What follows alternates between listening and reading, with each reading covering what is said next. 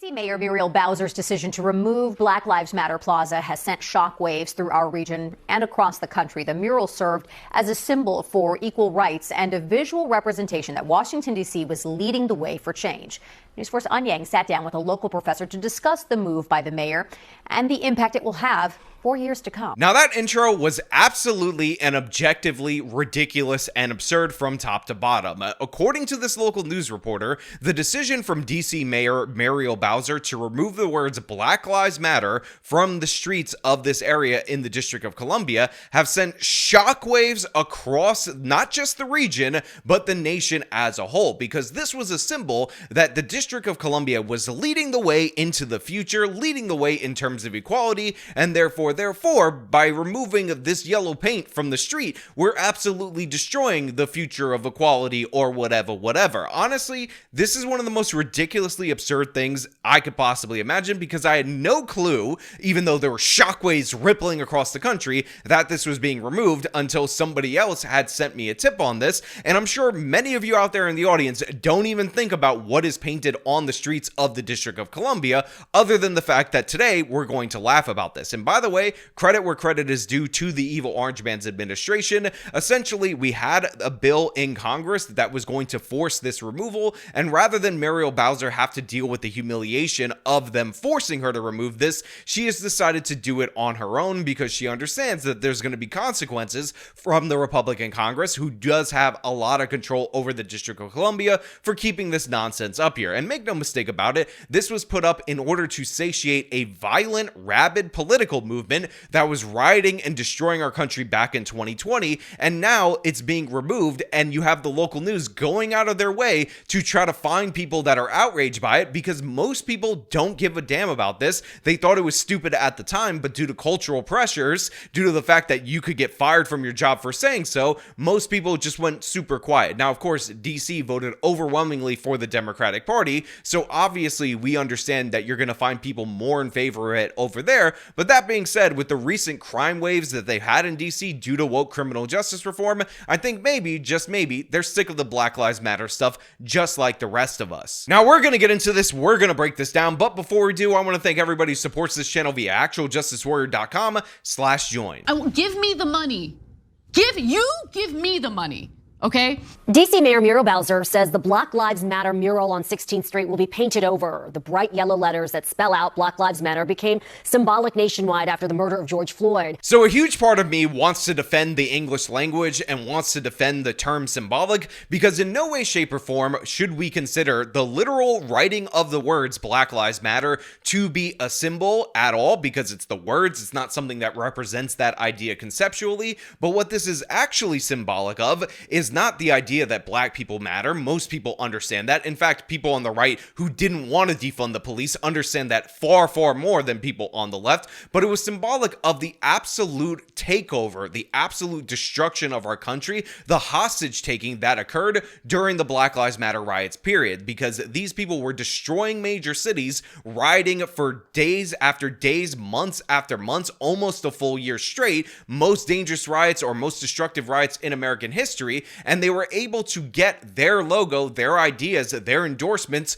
paid for by the taxpayer across our major cities, including in our nation's capital. And this was while, by the way, the evil Orange Man was president. Joining us now to talk about the impact of this change is Dr. Kay Wise Whitehead, the founding executive director of the Carson Institute for Race, Peace, and Social Justice at Loyola University. Thanks for joining us. So it may not come as a surprise that this is happening, but it will certainly leave a mark, not just from the obvious visual standpoint. Can you talk about the emotional significance of painting over these words? So they bring out this professor who's the professor of race, ethnic, whatever, critical race, who gives a damn, woke studies over at Loyola University, and all I can ask for is for Congress to actually follow through and start defunding these departments, because we shouldn't have a professor of DEI and race and whatever being paid for largely by tax dollars and being subsidized by federal student loans. But you know what? I'm not giving her a fair chance. I'm not giving her a fair break. Maybe, just maybe, she doesn't hold absolutely every position that we all know for a fact that she holds based on her title alone. Having to wrestle with the fact that not only are we at a different place in terms of the administration, we're at a different place in terms of people's feelings around diversity, equity, and inclusion. We're at a different place when it comes to the erasure of historic programs in Black history and women's history. We're now seeing that the next step is removing or covering up these visual representations that were so important during the Black Lives Matter movement, these historical markers that we have looked at as being the way of understanding how it is that an organization, that an institution, that a city wrestles with something that is so important. Is that actually the words that came out of this woman's face right here? She just talked about how, oh, we're in a different situation with DEI and blah, blah, blah, and all that stuff. And I totally understand that. And honestly, that's fair commentary. I'm going to set that aside and say we just agree to disagree on that. But let's be peaceful. Let's, share a country together. But then she said they're erasing the symbols, these things of historical significance that mark certain periods of time in American history. And that is honestly absolutely tragic. That is honestly absolutely terrible, which, would be a good thing for her to have expressed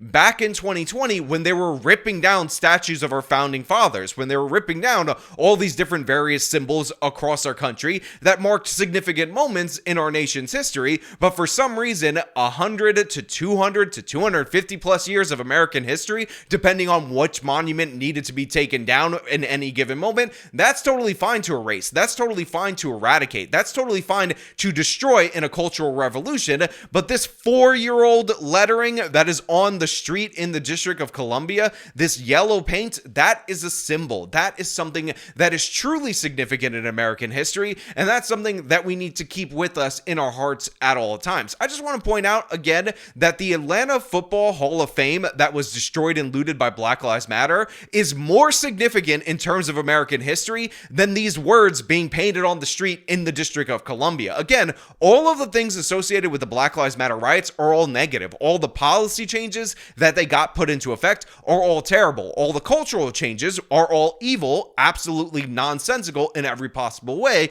And of course, it was all done to promote this woman's ideology that now she wants to commit backdate into our history, but not too far back in our history, because if it was actually historical, she would want to tear it down, because this woman spoke out in no way, shape, or form against the historic symbols of our country being destroyed by these very Black Lives Matter rioters and the politicians that endorsed it. Yes, and you talk about the ripple effects. What do you think the reaction will be to the change here in the city and nationwide, especially once that mural is gone?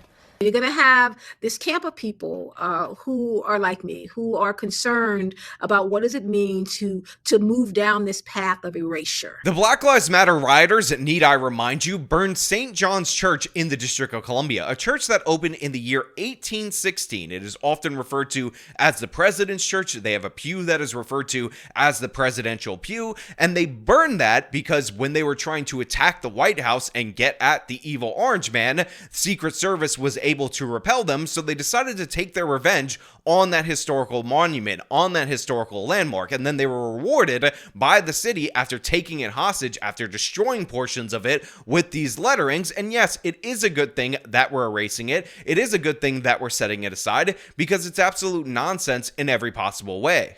Kind of a second camp, I would say it's people who are happy that it's being removed. We know that Black Lives Matter was not celebrated across the board. We know that Black Lives Matter is considered to be something that was divisive, and people thought we were saying only Black Lives Matter, and we were saying Black Lives Matter too. Like, in addition to other lives matter, we were saying our lives matter as well, specifically when it comes to a conversation around police brutality. Honestly, I'm so sick of the left and the ridiculous talking points. I'm so sick of their nonsense. The idea that Black people matter, that Black Lives Matter, is something that almost nobody in the entire country disagrees with. We were not confused about the message of Black Lives Matter. What we understood is that the organization, the ideas, came with a lot more than Black people shouldn't be killed. In fact, it wasn't even about Black people being killed, because what they wanted to do was defund the police, and that led to way more Black people being killed, as the murder rate jumped 30% year over year post the George Floyd Black Lives Matter riots. So So we understood 100% it wasn't about that. It was an anti-American ideology that we did not support. They love to play this game, and they've been doing it for now 10 years, where they say, oh, you disagree with Black Lives Matter? That means you don't think black people deserve to live, and everybody says, no, that's ridiculous. But it's all the other stuff, you know, the rioting, the burning stuff, the B-roll that you're running right now, which of course they're showing people rip up Black Lives Matter signs, but there's much more than that was actually caused by the Black Lives Matter rioters. That's the part that we're against. That's the stuff that we're not on board with. It's just like Antifa, where they're like, it doesn't exist, it's no big deal. But by the way, it just means anti-fascist. And then you point out that they're attacking old ladies, they're throwing bricks through walls, they're burning public housing in the city of Minneapolis and causing all this kind of destruction that makes no sense at all if they were just anti the fascists, just anti the Nazis, because they never seem to be attacking anybody who's actually a fascist or an actual Nazi. They seem to be attacking regular, ordinary, normal people who are engaged in politics that are just slightly right of center many a times, or even left of center. And in addition to that, they start attacking random people, random property, because they're communist scum. And then there's a third group of people, and those are the ones I'm most concerned about, who are not even going to know that there's a difference. Like, they never paid attention to it. They don't know why it was significant. And so when it gets removed, they're not even aware that this really signifies a huge shift in where we're moving as a nation. What are other changes you're expecting to see, as city leaders have said that they have to work with this new administration strategically? I'm expecting to see a lot of challenges in cities around the country where any visible markers dealing with freedom, representation, equity, diversity, inclusion will be challenged. And I'm expecting that mayors might take the path of least resistance, which is what I see happening in Washington, D.C. Rather than fighting the president and fighting the representatives on this, it's easier to just remove it, with the idea that if I just play along at this moment, then maybe I can be in a better position to get what I need for my city going down the road. Look, we want the shift. We want to move away from the Black Lives Matter ideology. We want to force these people to actually have sensible policies. And we talked about this on this channel before, but the city of Philadelphia, post Larry Krasner being elected, so before George Floyd's death, ended up having dramatic spikes in homicide. And recently, in the last year, the homicide rate actually dropped very dramatically because Larry Krasner, a Soros woke district attorney, was forced to finally prosecute repeat offenders. The political pressure ended up getting to him, and that is yet another indication, another marker that this Black Lives Matter nonsense is getting gone. Now, of course, every time they interview somebody on the streets of DC that's against them removing this, it's tragic. You know, this really meant a lot to us as a community when we were really dealing with and struggling with the murder of George Floyd, and to see it just be erased really strikes at the heart of our community. They're a political activist or a professor or something like that. There was a clip of somebody that was holding a DC statehood now sign that was also offended by this, so nobody should be surprised that these are the people, the professional activist class, that are upset about this. But normal people across the country are not feeling the shockwaves of this being removed. They either don't care or support it, and that's where we should be in this country. I think it's very shameful because the attack on diversity, equity, and inclusion, and the attack on protests such as Black Lives Matter, I think it's an attempt to erase us and our struggle and our history, and it's wrong, and I'm just sorry that the mayor felt that she had to give in to that extortion. Now, with all that being said, I'm going to leave this topic right here and open the floor up to all of you guys out there in the audience. Let me know what you think about them removing this lettering. Do you think it's good? Probably, if you're my audience, you're going to say yes,